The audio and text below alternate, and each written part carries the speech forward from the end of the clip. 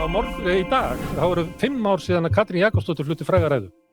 Og það eldhúsdagurinn á morgun og þetta ræða sem að ég veit maður hefur séð að fer ótrúlega í svona pirrurnar á öryrkjum, eftirlaunafólki og láglaunafólki, mens að hún að tala réttlæti. Þannig að mér datt í hug að meðan að Hörður að koma sér fyrir að við hlustum á ræðu bút og ræðu Katrín Jakobsdóttir fyrir 5 árum áður en hún var forsætisráðherra. Þarna hún í ríkisstjórn, það mánuður til kosninga, síðan mynda á ríkisstjórn með Sjálfstæðisflokki og Framsókn, en þarna hún að tala þörfina á réttlæti í samfélaginu. Kæru landsmenn, ranglæti hvar sem það finnst í samfélaginu ógn við réttlætið. Þess vegna megum við aldrei slaka á í baráttu okkar fyrir réttlátu samfélagi. Að bíða með réttlætið jafngildir því að neita fólki réttlætið, eins og Martin Luther King orðaði það í frægu bréfi. Stjórnmálamenn mega aldrei vísa í ríkjandi kerfi til að rökstyðja bið eftir réttlæti. Stjórnmálamenn þurfa að vera reiðubúnir að beita sér stöðugt fyrir réttlætinu og breyta kerfinu ef það þarf til. Annars hættan sú að traust fólks á hinu lýðræðislega samfélagi dvíni og þá ábyrgð þurfum við öll að axla. Stjórnvöld eiga ekki að biðja fátækt fólk á Íslandi að bíða eftir réttlæti. En núverandi áætlanir þeirra ríkisstjórnar sem nú situr gera ráð fyrir því að öryrkjar og aldraðir eigi að halda áfram að hokra og búa við skammanleg kjör. Það á að bjóða atvinnulausu fólki með fullan bótarétt upp á 217.000 krónur á mánuði. Lægstu laun á Íslandi standa enn í 280.000 krónum. Þau duga ekki til framfærslu. Og fólk á lægstu launum beðið að vera þakklátt fyrir 20.000 krónur. Því að hlutfallslega sé það nú ekki lítið.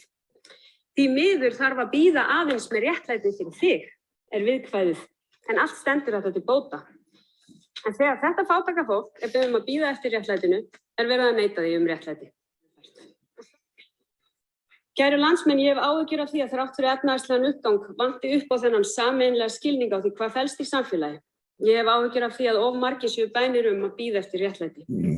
Og af því að spurt hvað valdi því að fólk geti ekki komið sér saman einfalda hluti eins og forgangsröðun, rétt að svara þeirri spurningu fyrir mitt leyti. Hér á Íslandi þarf stjórnvöld sem treysta sér til þess að útrýma fátækt. Það hefur ekki verið eining hér á Alþingi þó að sumir stjórnmálamenn tali eins og hér séu allir sammála tekjujöfnunar hlutverk skattkerfisins. En við höfum ekki verið sammála að það sé hlutverk skattkerfisins að tryggja jöfnuð. Hér þarf stjórnvöld sem eru reiðubúin að horfast í augu við og bregðast við því að ríkustu 10% eiga 3/4 alls auðs í landinu. Launajöfnuðurinn sem hæstv. Forsætisráðherra nefndi hér áðan nefnilega aðeins annar hluti myndarinnar hið jafna samfélag. Og eignaskiptingin segir talsvert aðra sögu. Og vaxandi misskipting auðsins, hún sprettur beinlínis af pólitískum ákvörðunum sem hingað til hafa verið þær að ekki megi skattleggja auðinn, ekki megi skattleggja fjármagnseigendur eins og venjulegt launafólk, ekki megi setja sérstakt hátekjuþrep á verulega háar tekjur eins og þær til að mynda sem skila sér í kaupaukagreiðslum sem margir þingmenn flytja gjarnan vandlætingar ræður en heykjast svo á að taka á í gegnum skattkerfið. Og sama má segja þær pólitísku ákvarðanir sem hafa verið teknar bótakerfin, vaxtabætur og barnabætur sem nýtast æ færri. Og bak við það eru líka pólitískar ákvarðanir sem hafa ekki miðað að því að auka jöfnuð og draga úr misskiptingu heldur þvert á móti.